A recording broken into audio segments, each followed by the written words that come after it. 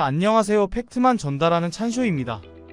손흥민 선수가 이렇게 멋진 활약을 하기 이전에 한국인들이 영국 리그를 사랑하게 된 가장 큰 이유는 박지성 선수였었죠. 중국에서도 이런 역할을 했던 선수가 있는데 바로 중국 출신 수비수 순지아이입니다. 순지아이 선수는 맨시티에서 6년간 활약했으며 프리미어 리그 역사상 최초로 골을 기록한 중국인이기도 합니다. 유럽에 진출한 중국 선수 중 몇 없는 유니폼 장사용 간판이 아닌 진짜 실력 있던 선수로 평가받는 순지아이는 비슷한 시기에 활동한 박지성, 이영표 선수에게 존경을 표하기도 했습니다. 박지성은 아시아 최고의 축구 선수입니다. 이영표 또한 영국 리그에서 훌륭한 활약을 펼치는 선수입니다. 유럽에서 활약하는 선수가 없던 중국 축구 팬들에게 순지아이의 등장은 많은 중국인 맨시티 팬들을 만들기에 충분했습니다. 시진핑 주석 역시 맨시티 축구 아카데미를 방문하여 맨시티와 꾸준히 상호교류했었어요. 이런 과정을 통해 중국은 맨시티 팬이 가장 많은 나라가 되었습니다. 그렇기 때문에 이번 맨시티, 토트넘의 경기에서 중국은 맨시티의 압승을 예측하는 여론이 많았습니다. 중국의 맨시티 팬이 많기도 많지만 맨시티는 현재 전 세계에서 가장 수준 높은 영국 리그에서 항상 우승 후보로 꼽히는 팀이기 때문에 맨시티의 압승을 예측하는 건 이상하지 않습니다. 중국의 스포츠 매체 지바보는 토트넘의 부상 멤버를 제외하고 남아있는 멤버들이 맨시티전 승리를 탈환할 수 있을까요? 최근 홀란드와 도쿠의 폼이 매우 뜨거운 상황인데 토트넘에 떨어진 수비력이 도쿠의 측면 돌파를 버틸 수 있을지 의문이다. 홀란드와 도쿠가 힘을 합쳐 토트넘의 허술한 수비를 공격할 예정이다. 라고 전하며 토트넘의 승리에 의문을 갖는 모습을 보였습니다. 그러나 영국 리그에서 단 한 명의 맨시티 킬러를 꼽자면 단연 토트넘의 손흥민 선수입니다. 손흥민 선수는 맨시티와 18번 만나서 9승 1무 7패를 기록하고 7골 3어시스트를 만든 리그 최고의 맨시티 킬러입니다. 중국 언론 역시 이러한 기록을 모르는 것이 아니기에 펩 과르디올라 감독과 맨시티가 손흥민에게 약하다는 점 역시 조명했습니다. 맨체스터 시티의 프리미어 리그 패배 목록을 보면 토트넘을 상대로 6패로 최다 패배를 기록했습니다. 과르디올라 부임 이후 프리미어 리그에서 맨체스터 시티가 가장 많이 패한 상대를 조사했는데 바로 토트넘이었습니다. 맨체스터 시티는 토트넘을 상대로 14경기를 치러서 6번의 패배를 하였습니다. 손흥민 선수는 맨시티 킬러의 면모를 여주며 이번 경기에서 골과 도움을 기록하고 토트넘을 3연패의 수렁에서 구해냈습니다. 당연하게도 영국 현지에서의 찬사를 받게 되었고 중국의 언론은 손흥민 선수의 활약을 실시간으로 옮기며 보도했습니다. 역대 가장 빠른 골일까요? 손흥민이 2분 만에 득점에 성공하여 경기는 1대1이 되었습니다. 프리미어리그 챔피언을 상대로 원정 경기에서 4번째 골을 넣은 것은 손흥민이 역사상 최초다. 강팀 상대로 더 강해지는 손흥민은 프리미어리그 빅6를 상대로 23골 7도움을 기록하며 30골에 직접 기여했다. 손흥민 토트넘 케인 이후 첫 프리미어리그 원정 50호 골 기록. 통계에 따르면 이는 손흥민의 통산 50번째 원정골이자 해리케인 외에 토트넘 팀 역사상 처음으로 이를 달성한 선수이기도 하다. 토트넘 동점. 맨체스터 시티 선수의 패스를 가로챈 손흥민이 로셀소의 득점을 도왔다. 이 경기의 손흥민 데이터는 골 1개, 키패스 2개, 평점 8점. 맨체스터 시티는 알바레즈가 7.9로 평점이 가장 높은 점수, 토트넘은 손흥민이 7.5로 가장 높다. 손흥민이 토트넘 vs 맨체스터 시티의 최우수 선수로 선정됐다. 손흥민은 이번 경기에서 자책골을 넣었음에도 불구하고 패스와 슈팅에서 뛰어난 활약을 펼쳤고 경기 후 프리미어리그 공식 선정에서도 이 경기 최고의 선수로 선정됐다. 이제 중국 언론은 대놓고 손흥민 선수의 대활약에 집중하여 보도하기 시작합니다. 심지어 손흥민의 SNS까지 보도할 정도예요. 토트넘은 맨체스터 시티와의 원정 무승부를 이뤄냅니다. 손흥민 선수는 SNS에서 다음과 같이 말했습니다. 토트넘은 싸우는 팀이고 우리는 오늘 끝까지 싸웠다. 손흥민의 인터뷰 토트넘의 활약이 자랑스럽다. 이번 맨체스터 시티와의 무승부는 우리에게 많은 것을 가져다 줄 것이다. 지난 7년간 프리미어리그 선수 공격 포인트 순위를 봅시다. 모하메드 살라와 손흥민이 3위, 가브리엘 제주스가 9위. 손흥민은 통산 모든 대회에서 맨체스터 시티를 상대로 18경기에 출전해 8골 4도움을 기록했습니다. 현재 맨체스터 시티에서 가장 기대받는 선수는 제레미 도쿠 선수입니다. 굉장히 빠른 발과 좋은 기술로 마치 손흥민과 비슷한 역할을 하는 선수인데요. 중국의 맨시티 팬이 굉장히 많은 만큼 도쿠 선수에게 기대하는 중국 팬들이 많았습니다. 그러나 정작 도쿠는 손흥민 선수에 비할 바가 못된다는 걸 확인하자 그에 대한 불만도 쏟아져 나오고 있어요. 도쿠는 공을 막을 수는 있지만 축구 지능을 향상시킬 필요가 있습니다. 패스할 때와 슛할 때를 항상 잘 파악하지 못하는 선수입니다. 사카에게서 더 많은 것을 배워야 합니다. 토트넘이 결국 해냈습니다. 피지컬도 스피드도 없습니다. 공을 잡고 던지는군요. 가짜 프로 선수 같은 느낌이 듭니다. 도쿠는 어떤 플레이를 위해 태어났나요?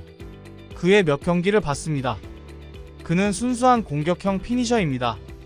매번 너무 많은 기회와 너무 많은 공간이 낭비됩니다. 그는 자신의 쇼만 생각하고 두뇌가 없습니다. 도쿠는 자신을 음바페나 메시라고 생각하는 것 같습니다. 이번에는 도쿠가 상대의 킥을 노리는 걸까요?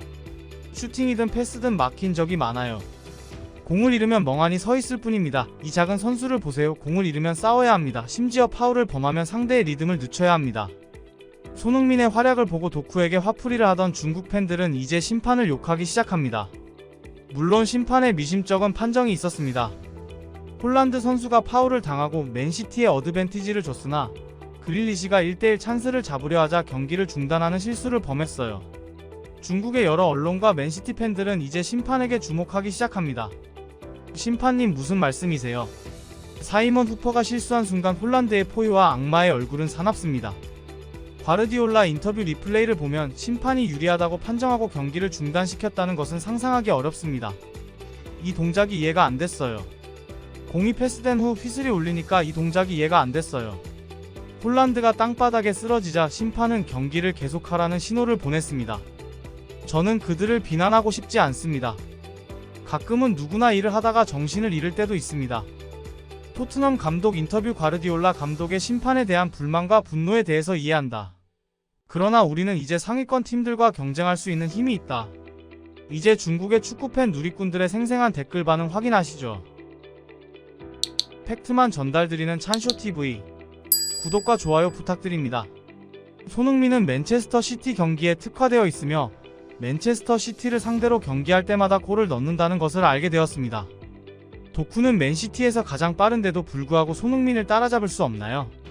이 데이터는 진짜 아시아 최고 수준인데 중국 팬들은 이제 그만 위안을 삼아야 한다. 손흥민의 수비 포지셔닝은 정말 놀랍습니다. 요즘 거의 모든 팀의 공격수는 골을 넣는 동시에 수비를 해야 합니다. 수비하거나 골을 넣지 않는 공격수는 없습니다. 이제 손흥민은 그야말로 토트넘의 스타인데 슈팅 실력이나 투지만큼은 말할 것도 없다. 손흥민 같은 선수가 팀에 있다면 공격이 얼마나 무서울지 상상하기 어렵습니다. 손흥민 선수의 데이터는 유럽이나 남미 선수들과 비교해도 최고 수준이어서 반드시 월드클래스 스타 명단에 포함돼야 한다. 손흥민 선수는 맨체스터 시티의 유일한 킬러로 지정되었습니다. 화이트 하트레인의 새로운 왕 손흥민. 전체적인 경기력을 보면 손흥민은 여전히 8회 주장 완장을 차고 있는 듯한 안정감이 있었다. 토트넘이 선제골을 넣었을 때 맨시티의 도쿠가 가장 빠르고 앞서 있었다면 손흥민은 어떻게 그를 추월했나요? 손흥민의 가속도가 너무 빨라서 막히기가 어렵습니다. 속도에서 못 쫓아가면 파울을 해야 하고 결국 퇴장을 당할 수 있습니다. 항상 손흥민을 지켜보세요. 손흥민의 마무리 슛 각도는 이미 매우 작았습니다. 골키퍼 에데르송이 공을 막으려 했으나 막지 못했습니다. 우리가 여전히 우레이와 바르셀로나의 인연을 자랑스러워할 때 손흥민의 팬들은 이런 것에 익숙해졌습니다. 공이 땅에 닿은 후 어디에 떨어질지에 대한 예측 판단은 손흥민이 제일 정확합니다. 우레이의 1대1 적중률이 손흥민에 이어 2위라고 칭찬하는 사람들도 있는데 이번 맨체스터 시티 코너킥과 토트넘의 역습에서 우레이가 페널티 지역에 들어갈 수 있다고 쳐도 그런 기회를 10개를 준다면 한 골이라도 넣을 수 있을까? 사실 손흥민에게는 조건이 필요한데 바로 공간이 필요합니다. 맨체스터 시티는 공을 컨트롤하고 압박하는 스타일을 지향합니다. 그러면 프런트 코트에는 사람이 많고 백코트에는 사람이 적습니다. 공간이 손흥민이 역습을 하기에 매우 적합하고 좋습니다. 손흥민의 런닝 포지션과 마무리 킥은 정말 세계적이다. 가끔 각도가 그리 크지 않은 것처럼 느껴지지만 그래도 득점을 해낸다. 맨체스터 시티는 너무 많은 기회를 낭비했고 토트넘은 매우 효율적이었으며 결국 심판이 경기를 중단시켰습니다. 손흥민의 실력이 중국 선수들을 훨씬 능가하는 모습을 보니 너무 마음이 아픕니다. 그것과 별개로 프리미어 리그에서 요점은 1대1 찬스입니다. 홀란드가 파울을 했는지 그릴리시가 오프사이드를 했는지에 관계없이 플레이는 공격적이어야 하고 리듬을 방해해서는 안됩니다. 그러나 심판의 판정은 터무니없었습니다. 인간적인 요소가 아니라고 생각합니다. 불가능합니다. 저는 토트넘 팬은 아니지만 포스테코글루 감독에게 엄지손가락을 치켜 세워야겠습니다.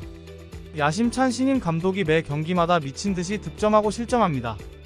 그는 미드필더 1명과 윙어 2명으로 구성된 비정상적인 공격 포메이션을 채택합니다. 공을 소유할 때 중앙 수비수에게 하프코트 압박을 요구합니다. 토트넘의 압박 전술은 이상해 보이지만 효과적이다. 이것이 미래 축구의 모습일지도 모른다. 토트넘은 부상으로 인해 주전 라인업의 절반이 결장된 상태인데 교체 선수들의 능력도 주 라인업에 비해 확실히 한참 뒤떨어져 있다. 여기까지입니다. 실제 글로벌 네티즌들의 반응을 팩트로만 전달드리는 찬쇼TV. 구독, 좋아요는 컨텐츠 제작에 큰 힘이 됩니다. 행복한 하루 보내세요.